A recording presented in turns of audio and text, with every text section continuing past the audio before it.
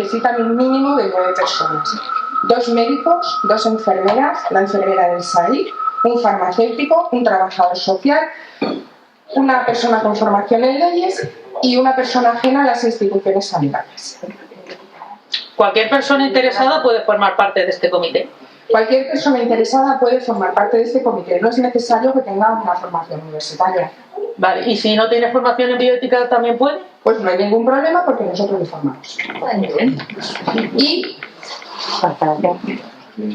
aquí estamos, el comité de bioética de nuestro departamento. Yo hay algunas caras que me suenan, sobre todo de la parte de arriba.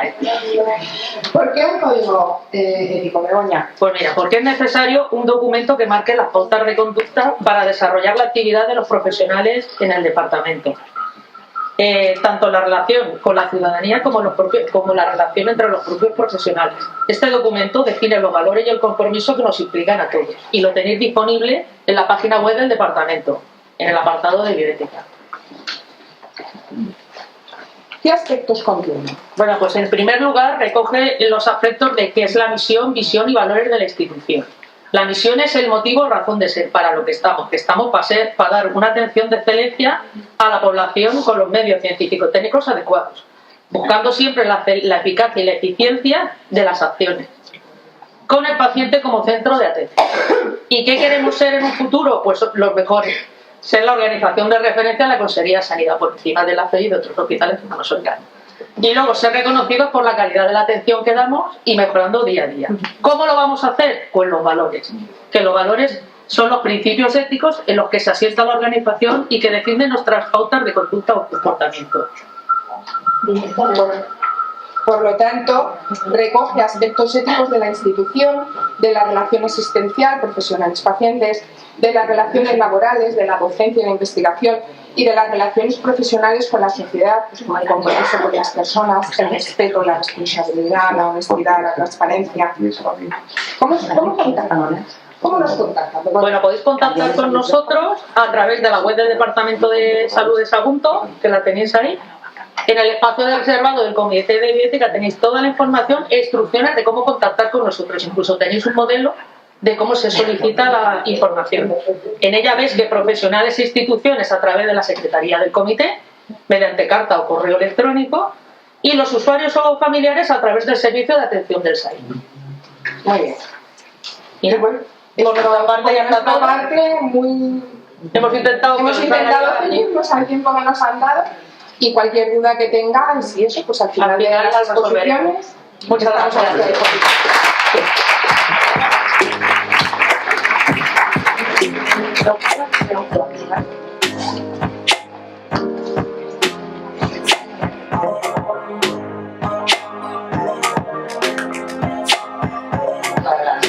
Antes de empezar me gustaría que levantarais la mano quien tenga los documentos hechos. Vale, vamos para allá. El desarrollo espero que cuando acabe os haga la misma pregunta y todos penséis y reflexionéis que es fundamental hacerlo, ¿vale? Espero conseguirlo. El desarrollo de voluntades anticipadas se apoya en la ley del 2002, en la ley de autonomía. Quiero que os quedéis con el dato 2002, o sea, llevamos con el documento 2 décadas. No sé por qué no ha ganado, ni en los profesionales sanitarios ni en la ciudadanía. Vamos a ver. Esta situación, todos los profesionales sanitarios no la encontramos. Nos encontramos pacientes que están muy próximos a la muerte y muchos de ellos no tienen capacidad para decidir. ¿Qué pasa? ¿Quién decide? Ahí empiezan a generarse los problemas éticos al final de la vida. Para ello tenemos el documento. El documento es un escrito donde todos nosotros ponemos las actuaciones médicas que deseamos que se hagan cuando no tengamos capacidad para decidir. Es un documento que lo puedes hacer y lo puedes eliminar o modificar cuando tú quieras, que no nos ata, ¿vale? ¿Por qué es importante el documento? Primero, porque la persona decide por sí misma con sus propios valores. Segundo, te aseguras de que se cumpla la voluntad que tú quieres. Para mí fundamental, alineas a los familiares y a las personas queridas. Y sobre todo a los profesionales sanitarios les facilitamos la tarea. No tenemos que buscar a los familiares. Para mí, el documento de voluntades anticipadas, y espero que para todos vosotros, sea el mejor regalo que le hagamos a nuestra familia y a nuestros seres queridos. Sabéis que con la ley de la eutanasia, regulación de la eutanasia pasa a formar parte de la cartera de servicios. Entonces hay que hacer una renovación del documento de voluntades anticipadas. La renovación nos viene con el decreto del 2021. Ahora veremos, enseñaré una foto de cómo lo hace. La renovación del documento viene en el decreto del 2021 del 5 de noviembre. Sí que hay cambios respecto al anterior. Se incluye el registro telemático, se precisan los testigos y el representante es opcional. Para mí el registro telemático está muy bien, pero para la ciudadanía mayor todavía no lo veo. ¿Vale? El registro actual se necesitan 2 testigos, el anterior eran 3 testigos y lo podemos presentar en el SAIC y representante opcional. En la notaría no se precisan testigos, pero sí 50 o 80 euros. ¿Vale? Quiero que diferenciéis entre testigos y representantes. En los testigos, que ahora son 2, uno puede ser familiar y otro no tiene que tener ningún vínculo familiar. El único papel que hace un testigo es confirmar que tú en el momento que estás haciendo el documento estás en todas tus capacidades. Es su única misión. El representante es opcional, pero con la eutanasia se aconseja. Se aconseja porque hay un trocito que pone observaciones y para facilitar las interpretaciones el representante tiene que ser conocedor de lo que se pone. ¿Vale? ¿Cómo se tramita? Una vez tenemos el documento hecho, cogemos nuestros papeles, los DNIs de los testigos, del representante, la declaración que sale del documento de que no hay vínculo familiar del testigo y el SIC del otorgante. Y nos vamos a cualquiera de estos sitios. ¿Vale? Normalmente se hace en el SAIC. Es súper rápido, en 5 minutos tienes tu documento y tu registro automático, autonómico y estatal. ¿Vale? El documento de voluntades anticipadas, lo nuevo que han incluido es la ley de eutanasia. Se divide, digamos, en 2 bloques. Los 2 bloques con estas 2 leyes que van dirigidos al equipo médico, o sea que es obligatorio su cumplimiento. Si yo lo hago, es la voluntad que quiero y es obligatorio. Y la segunda parte va dirigido más a la familia. El cumplimiento es más opcional. El documento queda así. Se ve mal, pero es un poquito para que veáis. ¿Vale? ¿Cómo consultamos el registro? En el Abucasis veis que hay una libretita con un boli. Si se despliega, se pone que el paciente tiene registrado su documento de voluntades anticipadas. En el integrador se hace con el triángulo con el signo de admiración, ¿vale? Tú lo despliegas y ahí sabes si tienes el documento. Y aquí. Bueno, aquí vamos. Empezamos un poco con las reflexiones, ¿vale? Si el documento está siendo regulado legalmente, tanto a nivel autonómico como hasta acá, ¿por qué existe ese desconocimiento sobre la posibilidad y la manera de formalizarlos? Vamos allá. El documento no está más extendido por la desinformación que hay sobre el documento y sobre todo por las razones culturales del miedo a la muerte y de no hablar de ella. Yo me pregunto, si el documento de voluntades anticipadas va dirigido al equipo médico, donde recoge las voluntades que todos manifestamos, reflexión para todos. Si va dirigido al equipo médico, no debería de ser desde los centros sanitarios donde se potenciara que existe este documento para que lo rellenáramos, primero los profesionales sanitarios y luego la ciudadanía. Es una reflexión. Deberíamos de iniciar una sensibilización con campañas quizá mejores de las que hay. ¿vale? Hay una hoja en el País Vasco, no solo en recoger documentos en número, sino documentos de calidad. Entonces, ellos trabajan mucho con la ciudadanía con un documento que se llama Piense y Reflexione. Les hacen unas preguntas, las trabajan en equipo y luego cada uno rellena su documento en función de sus creencias. Me parece que estaría bien a lo mejor empezar a trabajar con la población de esta manera. Luego, las razones culturales, otra de las razones por las que no se conoce, no se quiere hablar de la muerte ni pensar en la muerte. ¿Vale? Es muy gráfico.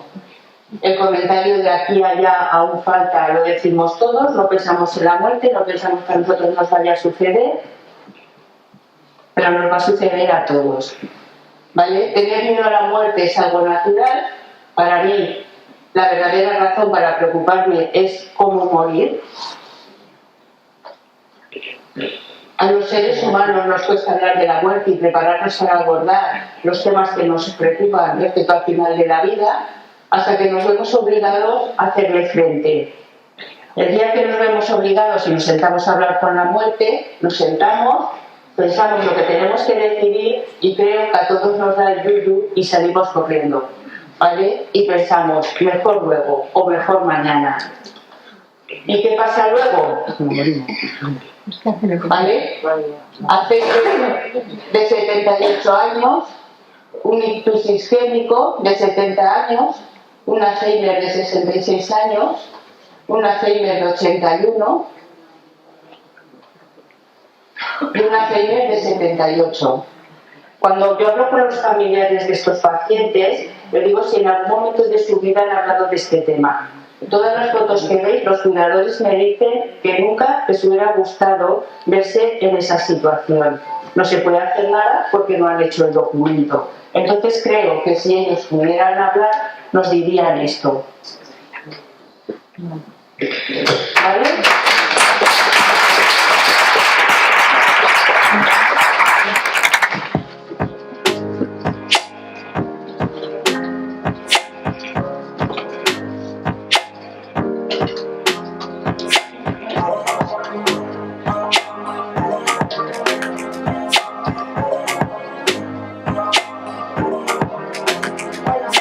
Buenos días a todos.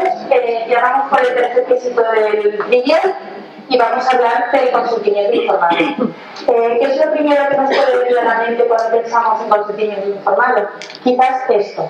Un montón de documentos que tenemos que rellenar en nuestra práctica diaria, que quizá pensemos que es una traba burocrática o un mero formalismo basado en la medicina defensiva, ¿vale? A mí me gustaría que al terminar la charla esta pensarais que no es así, desmontar vuestra opinión. ¿Por qué pensamos que el consentimiento informado es tan importante en la práctica clínica? ¿Por qué pensamos en el Comité de Bioética que el consentimiento informado es tan importante? Pues nos tenemos que remontar al siglo XX. Tenemos que saber que el consentimiento informado primero apareció en la investigación clínica antes en la práctica asistencial. ¿Por qué? Todos conocemos las barbaridades que se hicieron durante la Segunda Guerra Mundial en los campos de concentración. A partir de ahí surge el Código de Nuremberg, cuyo primer principio es que, de los 10 que existen, es que es indispensable el consentimiento de la persona antes de hacer cualquier experimentación con humanos. Eso, algo que nos parece tan lógico, pues habría que seguirlo. Posteriormente, en el 64, se promulga la Declaración de Helsinki, que todos ya conocemos, que han habido actualizaciones posteriormente a medida que va avanzando la medicina, que falta actualizarlo. Pero yo diría que el informe de Raymond es el primer informe que dicta los principios básicos éticos, ¿vale? De la bioética, que son el principio de respeto a la persona, sobre todo el respeto, que se manifiesta en la autonomía, la beneficencia y la justicia. Posteriormente se añade el principio de no maleficencia. La aplicación práctica del respeto a la persona es la autonomía. Ay, perdón, es el consentimiento informado. Vale. Posteriormente, afortunadamente, tenemos una regulación normativa a nivel estatal y desarrollada también a nivel de la Comunidad Valenciana. A nivel estatal vemos que fue muy fructífero la ley del 41/2002, hace 20 años ya, de autonomía del paciente, lo hemos comentado anteriormente, y a nivel de la Comunidad Valenciana, a nivel de salud de la Comunidad Valenciana. Y a partir de estas leyes os voy a decir unas cosas prácticas en cuanto al consentimiento informado. ¿Por qué es necesaria tanta regulación, no? Si lo tenemos claro, que hace falta un consentimiento del paciente para realizar cualquier cosa. Pues venimos de un modelo de asistencia de atención paternalista, donde el médico hacía siempre el bien para el paciente. Está claro que vas a hacer mal para el paciente. Tu intención siempre es buena, piensas en hacer el bien al paciente, se hace todo por y para el paciente, pero sin contar con él. Es una relación muy vertical. Aquí te propone la viñeta. Cuando te damos su opinión, ya se la daremos nosotros. Prima el principio de beneficencia. Sin embargo, tendemos hacia un modelo de atención más deliberativo, donde una relación más horizontal, donde tanto paciente como profesional sanitario valoran los pros y los contras que existen de las diferentes opciones que hay. Y es que el paciente es partícipe activo tanto del razonamiento como de la decisión final.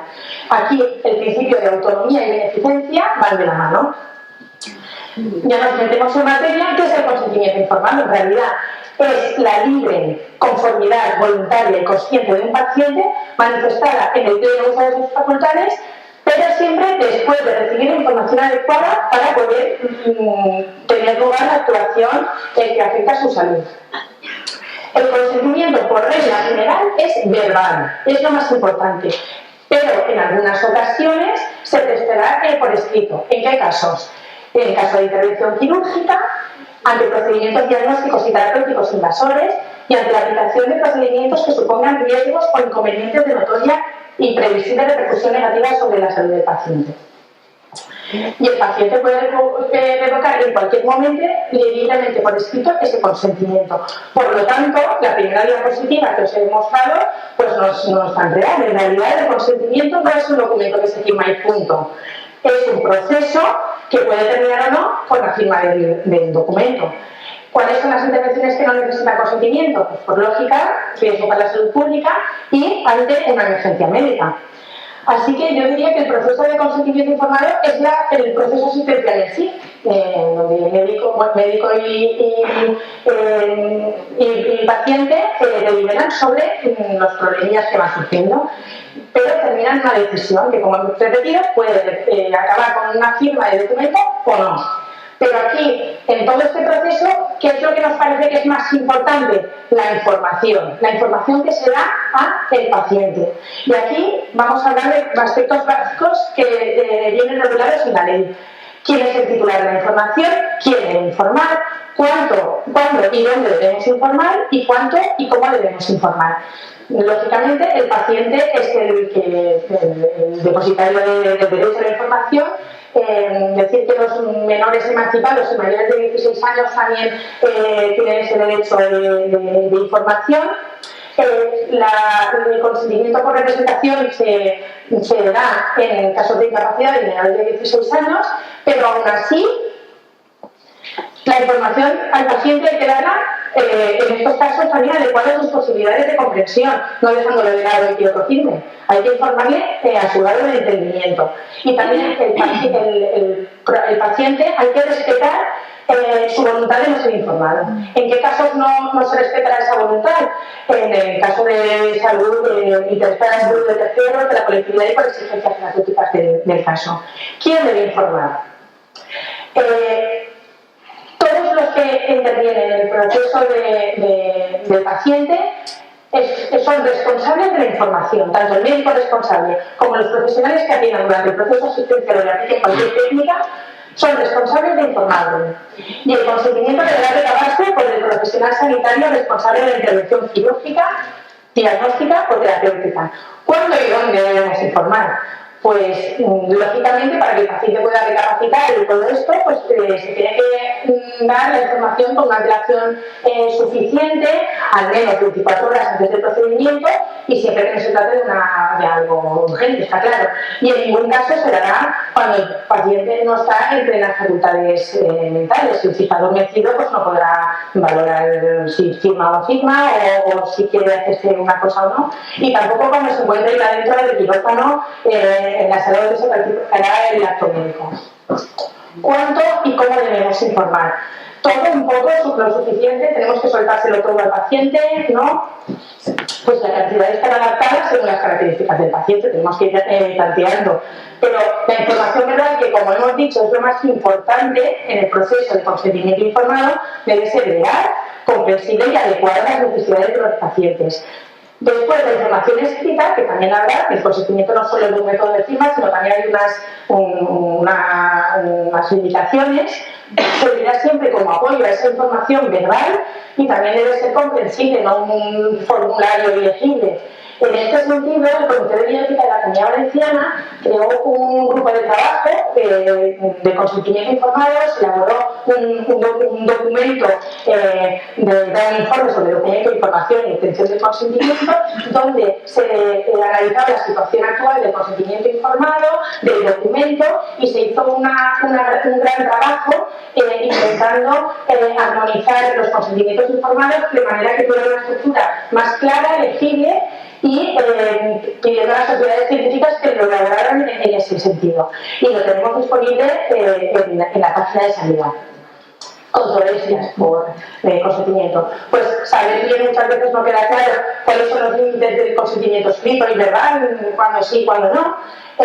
La burocratización, que todos estaremos de acuerdo que a veces estamos rellenando mil formularios, haciéndole firmar al paciente muchos formularios y a lo mejor perdemos de vista lo de la información, la identificación del consentimiento, como hemos dicho repetidas veces, con el formulario y no con el proceso, y muchas veces existe la discordia de quién es el que da el consentimiento, el que lo indica, el que lo realiza, ¿qué pasa? Entonces yo creo que lo importante es que el paciente de todos los profesionales debe recibir la información y es una implicación de todos los profesionales al final, porque si no se hace así, puede que el paciente, en vez de detectar que el consentimiento, que es un logro para él, debido a todo lo que se ha dicho de los antecedentes del código de Nuremberg y toda la pesca, bueno, que en vez de verlo como un derecho, lo interprete como una agresión, de si no le das el consentimiento, a la firma ya está. Entonces es un derecho, un logro que han logrado esos pacientes, y eso.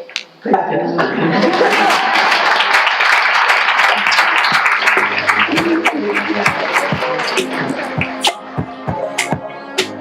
Bueno, muchas gracias a todos por venir. Yo soy Amparo Ruiz, médica de urgencias y además la secretaria del comité desde hace un año y vengo a hablar de confidencialidad. Confidencial es todo aquello que se dice en la confianza de que va a ser guardado en la reserva de vida, y es toda aquella que atañe a la intimidad de las personas. Todos los trabajadores del centro estamos obligados a guardar confidencialidad. Informáticos, personal de la limpieza, personal de admisión, enfermería, auxiliares, celadores, todos. Para Aristóteles, el ser humano es un ser social y es lo mismo en la vida pública. Nosotros de manera voluntaria compartimos información confidencial nuestra, la edad que tenemos, dónde vivimos, nuestra orientación sexual, si tenemos hijos.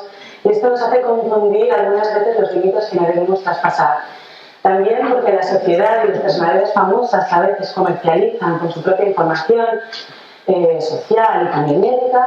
Esto nos hace a veces confundirnos, y a diario vemos ejemplos en que los profesionales sanitarios vulneramos el derecho a la confidencialidad de los pacientes. Esto es porque nuestra sociedad trivializa el respeto a la intimidad de las personas y el profundo desconocimiento que tenemos los sanitarios al respecto. Y para ello esta sesión que voy a daros. La confidencialidad tiene sus raíces en la práctica de conservar y guardar secretos, y es en torno a los 6 años de vida que los niños entienden la importancia y el peso que esto tiene en las relaciones sociales. No tanto por aquello que se va a guardar en secreto, sino por el pacto entre las dos personas de no revelar esa información a terceros. Y es por eso que debemos de formar a nuestros niños en que deben de identificar los límites que nunca deben traspasar los secretos que pueden atentar a su intimidad y a su libertad. De secreto y de sigilo, ya hablamos 2500 años antes de Cristo, con el juramento hipocrático, era el médico el que decidía aquello que conservaba y que no. Y no era para nada una obligación de los médicos, ni de buen profesional, ni del derecho de los pacientes. Era un deber, era como un buen quehacer médico. Los médicos que de la vida pues, trabajaban mejor, se les tenía mejor considerados. La confidencialidad es el pilar que sustenta nuestro trabajo. Los pacientes vienen confiados a nosotros y nos lo cuentan todo. Y nosotros con toda esa información pensamos qué es lo que les pasa. Y pensamos por qué tienen las enfermedades que tienen. Si ellos vieran que lo que nos cuentan nosotros lo vamos a ir contando por ahí, pues no lo contarían todo. Y limitarían nuestro trabajo y pondrían muy en peligro la sanidad tal cual la conocemos hoy en día. Por el riesgo que esto supone y porque hoy en día el reto de las historias de salud electrónicas, que se pueda volcar mucha información rápidamente al exterior. Hay leyes que regulan esto. Voy a repasar dos leyes. La del 5 de diciembre de 2018 de protección de datos personales y garantía de los derechos digitales. Pues bueno, el Tribunal Constitucional en su sentencia de 1998 declaró que la protección de datos es un derecho fundamental para evitar el tráfico ilícito de los mismos, para que no puedan hacer con mis datos lo que yo me haya dicho que se podía hacer, para que no se los puedan ceder a terceros. Nuestra Constitución, en su artículo 18.4, fue pionera respecto a esto cuando estableció que la ley limitará el uso de la informática para la transmisión de las comunicaciones y garantizar el honor a la intimidad personal. Esta ley es muy extensa, son 97 artículos, 22 disposiciones adicionales. Bueno, solo en 2 diapositivas os voy a decir que regula el derecho en la era digital. Regula el derecho a la confidencialidad que tienen los responsables de los tratamientos de datos, los delegados de datos, que tienen que tener los fondos además. Regula el derecho a la neutralidad de Internet y el derecho a que nuestras comunicaciones sean seguras, para que lo que yo envíe y reciba no lo pueda ver otra gente de por medio, por eso podemos querellarnos si nos hackean. Regula el derecho al olvido en Internet y a la rectificación, y también regula el derecho que tenemos los trabajadores a desconectar después de nuestra jornada laboral, a que podamos descansar de nuestros dispositivos de trabajo cuando nos vayamos a casa. Regula lo que empleadores pueden y no pueden vigilar de lo que hacemos nosotros con el ordenador. Nos podrán ver el número de altas, cuántas horas lo tengo en urgencias, cuántos antibióticos gasto, porque es del trabajo. Y siempre con unos límites bien claros, pero no el email que yo me envío con el ordenador del trabajo a mi amiga, por ejemplo. Y también regula el derecho a la regulación de los dispositivos de geolocalización a algunos trabajadores, como los representantes farmacéuticos, algunos, no todos, llevan dispositivos de geolocalización que los empleadores vigilan donde están en su horario laboral. Esto debe de quedar claro también entre ambas partes, hasta qué límite se puede hacer y cuáles no. La otra ley es la ley más famosa de hoy, la de la del 2002, la básica reguladora sobre la autonomía del paciente en derechos y obligaciones en materia de información y documentación clínica. Pues bien, casi todas las organizaciones internacionales con competencias en derechos de los pacientes han demostrado su interés por los mismos, como son la Organización Mundial de la Salud, la UNESCO, Naciones Unidas y el Consejo Europeo, y ya desde el final de la Segunda Guerra Mundial han demostrado y han promulgado normas jurídicas al respecto. Pero no fue hasta la Declaración Universal de los Derechos Humanos, en 1948, que fue un texto de relevancia y punto de inflexión para los textos que se promulgaron posteriormente, como el de 1994, el texto sobre el derecho de los pacientes en Europa, que dirigió la Oficina Regional de la OMS para Europa, y en 1997 el Convenio del Consejo de Europa para la protección de los derechos humanos y la dignidad humana en las aplicaciones de la medicina y la biología. Y que fue muy importante este texto, que además entró en España en vigor el 1 de enero del año 2000, porque intentó establecer un marco común en las legislaciones de los distintos países al respecto, y porque hacía especial énfasis en lo que estamos hablando de todo el rato, que son los derechos de los pacientes, derecho al consentimiento informado, derecho a la información y derecho a que haya confidencialidad sobre sus datos sanitarios. El artículo 43 de nuestra Constitución nos recoge el derecho a la protección de la salud, que fue objeto de regulación en el ámbito del Estado por la Ley General de Sanidad del 25 de abril. Esta ley aboga por una voluntad de humanización de los servicios sanitarios que garantice la dignidad humana con respeto escrupuloso a la libertad del individuo, derecho a la información y a la confidencialidad de los datos sanitarios. Lo vemos en el portal del paciente otra vez, la Ley General de Sanidad, sobre derechos y obligaciones de los usuarios, de los profesionales, de los centros sanitarios públicos y privados. Son el respeto a la personalidad, a la dignidad humana, Respeto a la información, respeto a la confidencialidad, da igual cómo lo pongamos en la ley, son las palabras, estamos obligados a guardar confidencialidad de los datos de los pacientes que estamos atendiendo ahora y de los que hayamos atendido en el pasado. Y solo vamos a tratar la información de los pacientes que atendamos, no de otros. Y también, por último, esta ley tiene un apartado para deciros que también es cuestión en última instancia de la gerencia, proteger las historias clínicas en el formato que esté, en papel informático, de que puedan ser vulneradas, atacadas o conocerse la información que ahí se registra. Hablamos hoy de esto porque sí que hay sentencias al respecto, porque hay profesionales sanitarios que se han excedido en sus funciones y porque hay veces que eso nos toca de cerca, puede ser que tengamos que atender pacientes con perfil mediático, puede ser que los pacientes que estemos atendiendo hayan saltado a la prensa y es muy apetecible preguntar, ¿tú puedes mirar si sigue ingresado y cómo va el paciente? Eso no lo podemos hacer, es un trabajo muy responsable, estamos aquí, no podemos desvelar los datos de los pacientes a los que tenemos sin su consentimiento, nos lo tenemos que tomar en serio.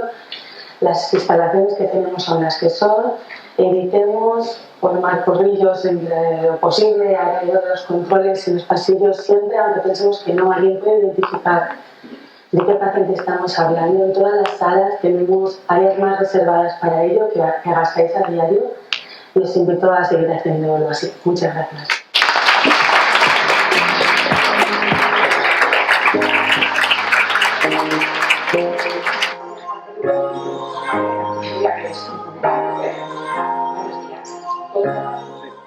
Vale, ley, así, en grande, en primera diapositiva. Ley 16/2018 del 28 de junio. Derechos y garantías, dignidad, final de la vida. Es que ya solamente el título es impresionante.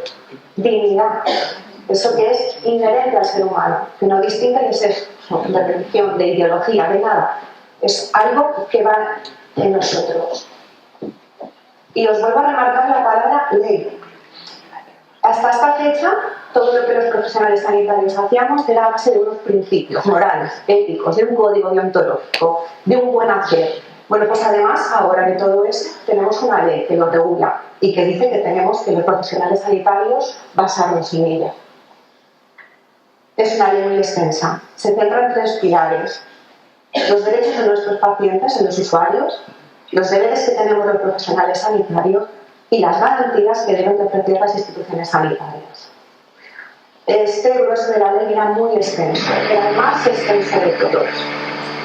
Es una ley que nos hablaba de cuidados paliativos, de voluntades, de consentimiento, de derechos, de obstinación terapéutica, de tipos de sedación, de limitación al tratamiento terapéutico. Solamente con esto tendríamos para una jornada completa si quisiéramos hablar sobre esto. Hay mucho que hablar sobre ello. Pero la ley se centra sobre todo en esto.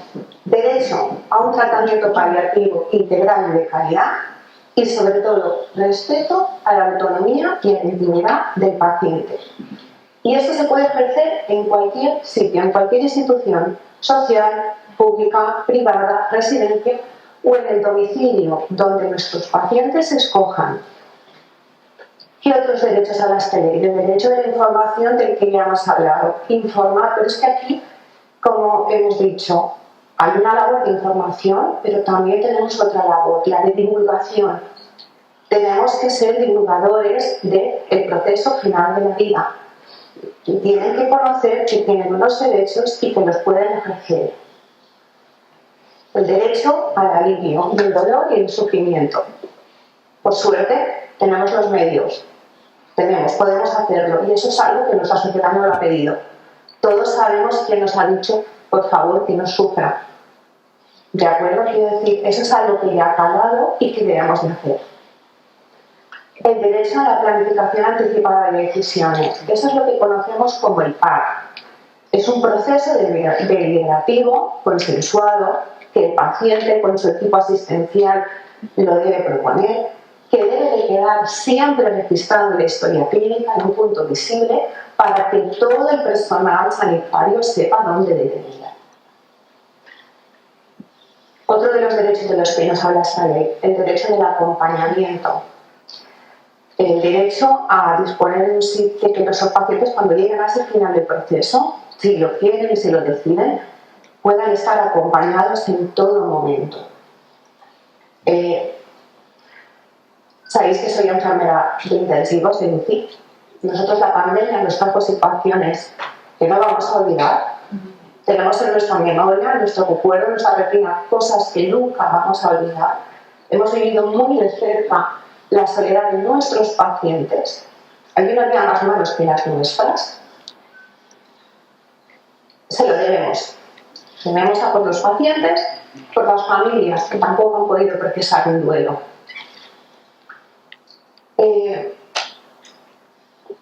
Bueno, este es un tema que siempre te pone un poco más sensible. ¿Qué hacemos en nuestro hospital? Esto es lo que llamaríamos un bloqueo por gravedad, ¿vale? Cuando un médico decide que hay un paciente que ha llevado a esa medicación a sus días final de la vida, lo que hace es una habituación que es individual, se queda bloqueada para que pueda disponer así, para que pueda tener su acompañamiento permanente. ¿De acuerdo? ¿Qué hacemos en unidades como la nuestra, como la UCI o en otros servicios? No siempre es posible a un paciente derivarlo a una habitación individual, porque no están en condiciones de tal vez soportar un traslado o simplemente porque están intubados.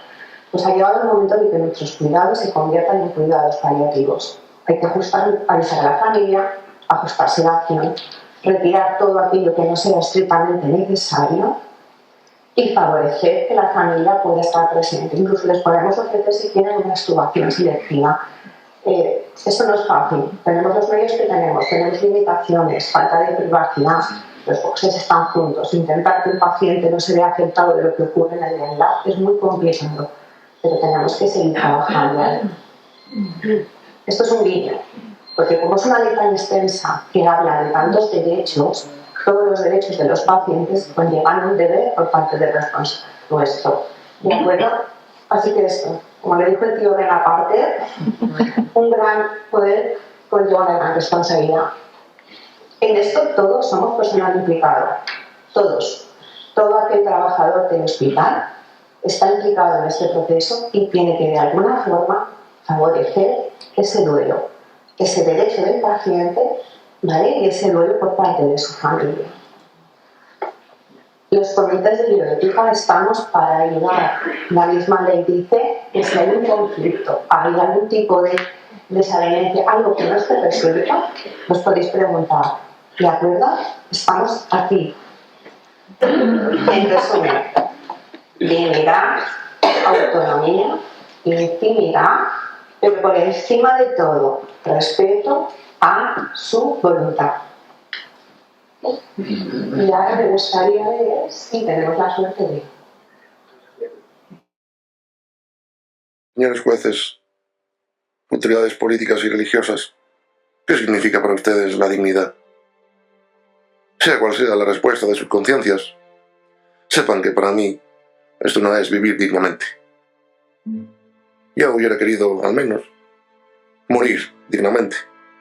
Hoy, cansado de la desidia institucional, me veo obligado a hacerlo a escondidas, como un criminal. Deben ustedes saber que el proceso que conducirá a mi muerte fue escrupulosamente dividido en pequeñas acciones que no constituyen un delito en sí mismas y que han sido llevadas a cabo por diferentes manos amigas. Si aún así el Estado insiste en castigar a mis cooperadores, yo les aconsejo que les sean cortadas las manos. Vale, pues la última parte de la última charla voy a hablar sobre la ley reguladora de la eutanasia. La ley se aprobó en marzo de 2021 y entró en práctica en junio, después de un periodo de vacatio legis, que es un periodo que hay que tener las leyes para darse a conocer y a defender. Entonces, pues lo primero comentar que de la ley se argumenta de que surge esta ley y sale de una demanda de la sociedad que está cada vez más sensibilizada con este debate de la eutanasia. Se plantea, se hace esta propuesta de ley y también un poco porque las encuestas del CIS desde el 2009 daban una opinión muy favorable a favor de la eutanasia y en enero la última que se hizo se apoyaba la eutanasia con un 72% a favor de la eutanasia. También la ley dice que estos casos, como los que vemos en la foto de Ramón Sampedro, María José Carrascosa, Maribel Tellaeche, son casos muy mediáticos que han sensibilizado a la opinión pública y entonces hacen poner encima de la mesa el debate otra vez. La ley también explica que no busca solamente despenalizar la eutanasia, como en el caso pues, de la pareja de Ramón Sampedro o de la pareja de María José Carrascosa, que fueron procesados, sino que va más allá y dice no buscamos solamente despenalizar la eutanasia, sino crear un contexto donde se garantice la autonomía del paciente, la dignidad del paciente y la libertad de decidir. Luego, por otro lado, la ley plantea que es verdad que la medicina cada día tiene más novedades, tiene más avances, tiene muchos medios tecnológicos, pero el hecho de que las cosas sean técnicamente posibles no quiere decir que sean éticamente correctas, porque someter a una persona a procedimientos sin unas expectativas reales de curación o de una mejoría aceptable, pues tampoco es correcto. Y bajo ese fundamento bajo estos fundamentos se redacta la ley. Entonces vamos a entrar en materia.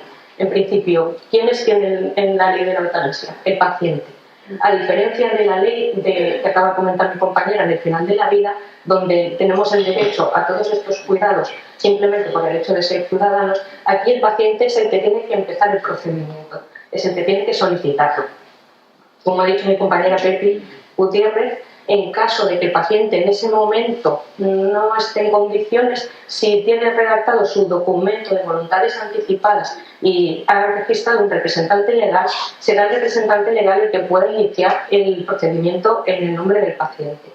También establece la ley que en el caso de que se diera la circunstancia de que el representante legal no estuviera en condiciones de empezarlo por lo que fuera, el médico responsable sí que, si está reflejado en el documento de voluntades anticipadas, sería el que debería iniciar el procedimiento.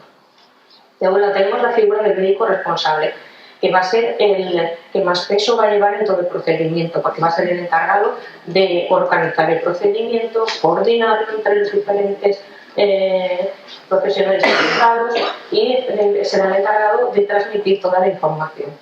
Luego tenemos al médico consultor. El médico consultor debe de ser un experto en la patología que el paciente le conlleva solicitar la eutanasia y preferiblemente que esté fuera del equipo asistencial que atiende normalmente al paciente. Es mejor que sea alguien externo. Realmente no sería estrictamente necesario, pero sería lo más aconsejable. Y luego está el equipo asistencial, que serán los que luego en el proceso de la eutanasia acompañarán, que serán los enfermeros, los farmacéuticos que preparan la medicación, el psicólogo si el paciente necesita ayuda psicológica en algún momento. Y luego tenemos a la Comisión de Garantía y Evaluación, que es un órgano colegiado que depende de la Consellería de Sanidad, de la Consellería competente, y que es el que garantiza, como dice su nombre, y evalúa todas las partes del proceso. Es decir, es el que un poco tiene que dar el visto bueno, pero luego cuando acaba el procedimiento tiene que controlar que todo se ha llevado a cabo correctamente. Sí, ahí. Vale. Requisitos que tiene que tener una persona para poder solicitar la eutanasia. Primero, nacionalidad española o tener una residencia legal o empadronamiento mayor a 12 meses en España.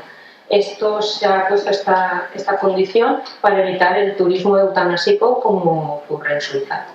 Luego, tener mayoría de edad y estar capacitado. De hecho, tener sus capacidades plenas, igual que ocurría en el documento de voluntades anticipadas. De hecho, se recoge que puede haber una incapacidad de hecho y que en el momento que el paciente lo está solicitando vemos pues, que no tiene sus facultades plenas, entonces eso no sería válido, no tendría opción. Luego, el médico responsable ha de dar información por escrito de las alternativas posibles que hay para la eutanasia e informarle de las consecuencias que va a tener. Que se tienen que entregar dos solicitudes de forma voluntaria, entre ellas tienen que estar separadas 15 días. Se pueden Se puede entregar también, las solicitudes no necesariamente tiene que ser el médico que las entregue. La primera solicitud se puede hacer a cualquier profesional sanitario en el que el paciente tenga más confianza. Puede ser la enfermera, puede ser el auxiliar, y ese profesional será el que te facilite los formularios y al mismo tiempo el médico responsable, porque eso sí que tiene que ser el médico. Y las solicitudes preferiblemente van a ser por escrito, pero si hay pacientes que no tienen capacidad de escribir por su deterioro, por su incapacidad, se les puede facilitar métodos alternativos. La institución tiene que facilitar, pues que puede ser grabado, en vídeo, de voz, y eso se incorporará todo a la historia clínica. Y luego, los requisitos de tener una enfermedad grave e incurable o un padecimiento crónico grave imposibilitante sin posibilidades de curación o mejoría. Y a su vez, después de cumplir todo este procedimiento, también se debe firmar consentimiento informado del propio procedimiento de la eutanasia. El procedimiento, lo voy a profundizar en el tema porque también daría para una jornada, pero un poco por dar unas pinceladas de tipos que tienen parte del proceso asistencial, porque el médico responsable y el médico consultor van a hacer valoraciones clínicas, confirmar si de verdad estamos ante una enfermedad grave e incurable, confirmar que esto de verdad produce un padecimiento crónico grave e imposibilitante, dar las alternativas, porque igual el paciente no conoce las alternativas, informar sobre los cuidados paliativos. Al mismo tiempo también hacer una valoración psicosocial por ver que no hay ningún condicionante externo que le ha llevado a tomar esa decisión y plantearte qué alternativas o qué recursos tiene el sistema y que pueden ayudarles y que a lo mejor el paciente desconocía. Luego un procedimiento administrativo. Hay bastantes formularios que se tienen que rellenar. El consentimiento informado y unos plazos rigurosos que no voy a entrar porque se alargaría mucho la sesión, pero entre una solicitud y otra tiene que pasar 15 días. El médico responsable tiene 48 horas para valorar, el médico consultor tiene 10 días para emitir el informe. Entonces, son unos plazos rigurosos porque lo que la ley pretende es que se tenga una resolución en un plazo entre 30 y 40 días y no se demore demasiado el proceso. Pues esos dos solicitudes separadas 15 días, el consentimiento informado, todo esto cuando está informado y rellenado, se ha de incorporar a la historia clínica. El médico responsable es el que tiene que informar al equipo asistencial de cómo van los pasos, de si se ha aceptado, si se ha rechazado, y a su vez también remitir al comité de garantía e informar sobre la resolución que se ha tomado. Entonces aquí, desde un punto de vista práctico, os quería mostrar en la página de la Consellería que aquí en el apartado de profesionales ya están los documentos y tenemos varios documentos. Están los formularios que se tienen que rellenar, está el procedimiento de prescripción, está el documento de la Comunidad Valenciana, está también el manual de buenas prácticas del Ministerio de Sanidad y también el procedimiento de la incapacidad de hecho y en el caso de que fuera donante, porque el paciente puede ser candidato a una donación en esa historia, ¿qué procedimiento se seguiría? Y luego pues decir un poco que tenemos aquí desde el hospital formado un grupo de apoyo y de asistencia de eutanasia departamental. Están implicados profesionales de múltiples estamentos, médicos, enfermeros, trabajadores sociales, y está liderado por nuestra dirección y que en caso de que haya un caso de eutanasia podéis contactar con nosotros porque el procedimiento realmente pues es un procedimiento donde tiene implicación asistencial, valoración clínica y muchos documentos a rellenar, un proceso administrativo largo y laborioso, y esto ayudaremos en todo este proceso. Y sobre todo porque para el médico responsable, que es el que lleva el peso del proceso, es mucha carga y ese médico sigue teniendo sus pacientes. Es decir, no hay nadie que se dedique a eso, sino que va a seguir teniendo su trabajo y habrá que adecuar sus agendas y habrá que ayudar en todo eso. Y luego, pues eso, que las comisiones de garantía y evaluación son a nivel autonómico, tienen que tener un mínimo de 7 miembros, la nuestra tiene 15, y en ellos hay también profesionales médicos, enfermeros, juristas y trabajadores sociales. Y bueno, nada, simplemente luego la objeción de conciencia. Esta es la página donde se solicita la objeción de conciencia. Esta ley prevé que los profesionales que por sus convicciones no quieran participar de la eutanasia tienen que rellenarlo y registrarse como objetores. Esto también es importante porque la administración tiene un poco que saber con quién cuente con quién. Y también un poco invitarle a todos a reflexionar que si alguien no se siente a gusto por el motivo que sea y quiere registrarse como objetor, pues invitarle a que lo haga, porque también es importante respetar el que el profesional, incluidos los de enfermería, farmacéuticos y tal, que no quieran participar, que luego no se vean a mitad del proceso una objeción que eso enlentecería los tiempos. Y nada, y esto un poco la estadística de la ley se puso en vigor en junio de 2021. Estos son los datos que se recabaron en junio del 2022. Entonces, Cataluña encabeza el número de solicitudes y luego sobre todo comentar que las que se solicitan y las que se realizan el número es menor. ¿Y eso por qué? Porque hay personas que su situación es tan grave que fallecieron antes de la respuesta. Entonces, por eso la ley también prevé que en casos de extrema gravedad se acorten los tiempos. Bueno, y esto es todo. Y otra vez comentar que somos el Comité de Bioética. Estos somos los miembros que somos actualmente. Invitamos a todo el mundo que quiera formar parte, puede formar parte, porque los requisitos de hay un mínimo que hay que tener, pero no hay un máximo. Entonces, quien quiera participar puede formar parte de nosotros. Y ahora mismo estamos, atención primaria está ahora infrarrepresentada. Invitamos especialmente a los compañeros de atención primaria a que formen parte del comité.